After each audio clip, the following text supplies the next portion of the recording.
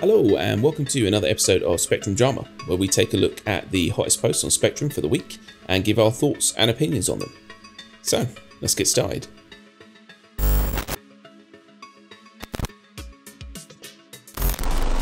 Okay, so first up we've got a post from Jag Hiroshi, and it says, atmospheric travel times. Cut this and you'll kill opportunities for gameplay. And the general gist of this is, everyone's been moaning about how long it takes to get around, especially coming out of, atmosphere at places like Hurston. But Jag feels that if we cut this down, which is possible, then this could reduce gameplay elements. The fear of when you're, slowly creeping into a place on a big planet. All these things that you might be able to do during that slower period, we would lose. And I know loads of people would love to lose that because they just want to go. But some people actually quite like those sorts of elements. What do you think about this? Yeah, he's got a valid point.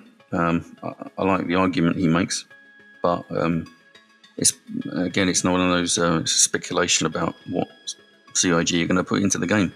We don't know.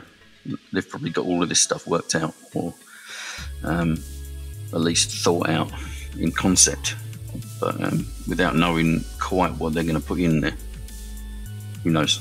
Yeah, I mean, I've read a bunch of these comments and that, and they make some pretty valid points. I mean, really, there will be things I'm sure that you can do during slower flights. When you're all right, fair enough, the pilot's still going to have to pilot, but hopefully there'll be other things for people to do in a ship. At the minute, there are no systems in flight, but we don't 100% know what their long-term plans are. So I don't think it'll be a problem. At the moment, it's slow, and I think the reason it's slow is, we discussed this last time, is that because you do it so many times during a gameplay through crashes and other things, that you feel it a lot more. But I just don't think it'll be a problem when the game is released. And I agree with Jag. I think that they should just leave well enough alone. It works, so maybe don't try to fix what isn't broken. Yeah, when they start adding in the actual atmospheric models and random situations that will come up, then it'll be a bit more interesting. Yeah. Whether you come across some random AI pirates trying to do you over, again, it's going to make it more interesting. For now, we just get a 10-minute out of atmosphere flight time. Yeah, can live with that. Pop some music on, you'll be fine. Yep. Enjoy the scenery. Cool. So next up, we've got a post from Asmos again, and it says, something I need to point out about permadeath. And basically, people are moaning about the fact that it's permadeath, and they're scared of that. But his concept is you should be afraid. Everyone should be afraid of death. I mean, that's the whole point of it. If you're flying through space and all of a sudden you get jumped and you think, I could ditch my cargo and speed out of here, or hang on to it and die, well, it's a stupid choice to have to make. Run away. Everyone should value life. So there you go. That's the takeaway from this. How do you feel about permadeath? Well, I'd like to know. He says something about the occasional post that comes up with people complaining about permadeath. I can honestly say I've never seen one of these posts. I'd be interested to know who doesn't want permadeath in the game, because that was kind of that was mentioned at the very beginning of the concept. Yeah. Anyone who's kind of scared about permadeath in the game really should not be playing this game. No, it's what it's designed around. Yeah. It would be interesting to see, to back this up with some actual posts that we can read of people being scared. I'd be amazed if there are still people out there who are, let's say, surprised by permadeath. It seems weird to worry about that. I mean, if your character dies, you die. I mean, yeah, fair enough, you don't lose all your stuff, but it's a hindrance, and it means that people have to play smart. and I love that. Yeah. That to me is the best part of this game, is the fact that people have to really think. One thing, because I've managed to read a lot of these comments, is there were a few people who were saying permadeath is fine if you're a troll, but if you're someone who's really working hard to make money and stuff, then it's different for different people. But I mean, you're gonna get that regardless. Trolls are going to be trolls regardless. It just means you have to be a lot more careful to avoid them, basically. Yeah. And we have a really small world at the minute. When this world is vast, trust me, you're not going to be bumping into trolls every 5 minutes like you do now, because they've got nothing better to do and they've got nowhere to go. So, yeah, permadeath is a good thing, and I revel in fear. So. Well, it swings both ways, doesn't it? If a troll does really start harassing someone, and that person can put a bounty on the troll. If he gets blown up, he loses all his shit as well. Yeah. It's not just the person getting attacked. And if doing illegal activities in the game is going to give you a crime stat as well. So the advocacy is going to be on you if you go into lawful space. Again, they can blow you up, and then he loses all of his stuff, and he's got to start again. Yeah. That's what they were saying. They were saying, for them, they actually want to start again because they lose all of their stats and that, crime stat. But these people, I mean, all right, fair enough. Proper griefers who literally couldn't give a shit and are just going out to shoot people. Those you can't avoid. But people trolls who've amassed, piratey type trolls who've amassed gear so that they can come at you, they're not going to want to lose their stuff as much as I think people think they will when this game is released and there is no, rollbacks, there is no start again. It's a case of, when you lose your stuff, you lose your stuff. So I think it swings and roundabouts, and I love playgrounds. Okay, so next up we've got a post from John Sarge, Time Lord Victory, and it says bed logging experiment for science. So basically, read this really quickly. They did a little bit of science experiment. They partied up, and they both got in a ship, quantum travelled to a location, and then one of them logged out and completely shut down the game. The second person then quantum travelled to another place. They logged out and shut their client down. Then the first person loaded up, woke up in the ship where the second person had left them. So it worked so far. Set a course to Hurston, and then the other person logged back in and woke up on the ship during quantum travel.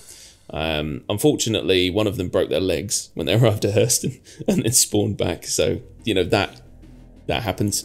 But we've tested this and it worked really well, and I was over the moon. Very, very pleased with that. And you woke up in my ship, I think, didn't you? Yeah, I think we've tested this a couple of times. Generally, it seems to work quite well. There's been a few hitches. Oh yeah, but generally they've got that one down. It works. It's good. If you don't like going in and out of atmosphere, then log out in your bed. You heard it here first, and you didn't. You heard it all over the internet first, but we'll claim it. We'll claim it. It's ours.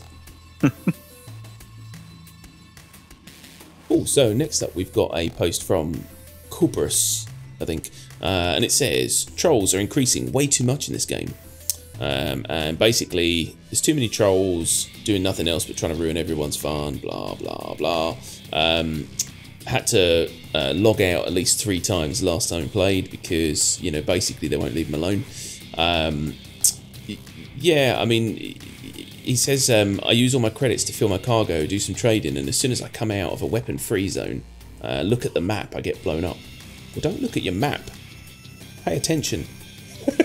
Basically. I mean, if you read the comments on here, it's quite entertaining, but I mean, trolls, what can you do, eh? Yeah, the first mistake he did there was using all of his credits to fill up his cargo hold. Don't do that. Rookie mistake. Yeah. Use half your money or less until you make more. Simple. I've got a feeling this guy was actually going down to Jumptown. I don't know why. He doesn't mention Jumptown, but I have a feeling he went down to Jumptown to make a quick buck and got blown up. Yeah, more than likely. I mean, you know, we fly around in this space all the time, and I think we have been attacked maybe twice or 3 times at the most. Yeah.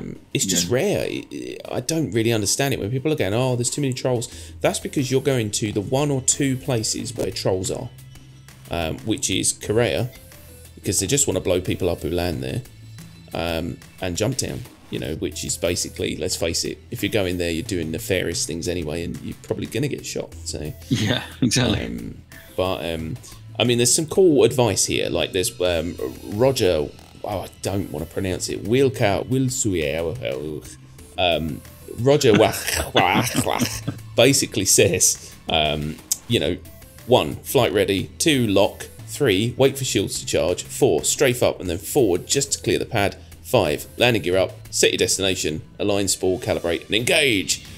Perfect. I mean, there's a few little steps maybe here and there which you could adjust, but that's basically it. Don't go out into unsafe space unless you're sure you're, you know, not got some people shooting at you. Yeah. Use your ears, use your eyes. If you hear gunfire or distant explosions, maybe don't go towards them. There's a million ways to avoid trolls. The biggest way is just don't frequent troll caves. Yeah, or bridges. Yes, if they ask you for a gold, just give it to them and run. Okay, so finally we've got a post from Terry B, and it says, finally, salvaged a Big Benny's vending machine. This is unbelievable and made me so happy. So it says, I wanted to do this for a while now, but could never find a vending machine floating in 0G until today. Haha. Took forever to get it out of station and floating upright onto a lift. But now, now I've got a ramen vending machine on my Connie. I love it, and there's some funny pictures obviously of it there, and you know, as he says, I didn't even know this was a thing, but how good is that? So he basically pushed the vending machine out of the busted up station and put it in his ship. Yeah. That's great. It would be even better if they vended, is that a word? Vended, yeah. If their vendation abilities were working, but yeah, that is just awesome. I want one.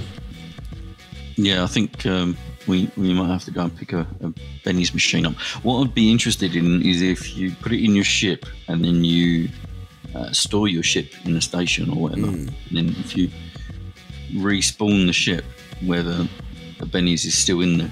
Yeah. Probably not. I'd assume it spawns it back. Yeah, I'd assume it spawns it back like the way it was, kind of thing. But yeah, we should definitely test that out, I think, just for fun. Definitely give us a fun thing to do on a stream. So yeah. But Terry B, well done. That was very, very entertaining, and yeah, enjoy your ramen, my friend. It's making me hungry. Yeah, same. I haven't had my dinner yet.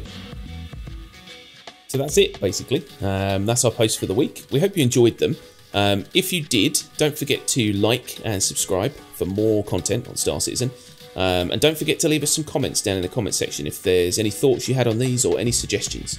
And as always, we'll see you around the verse. Bye-bye. Bye.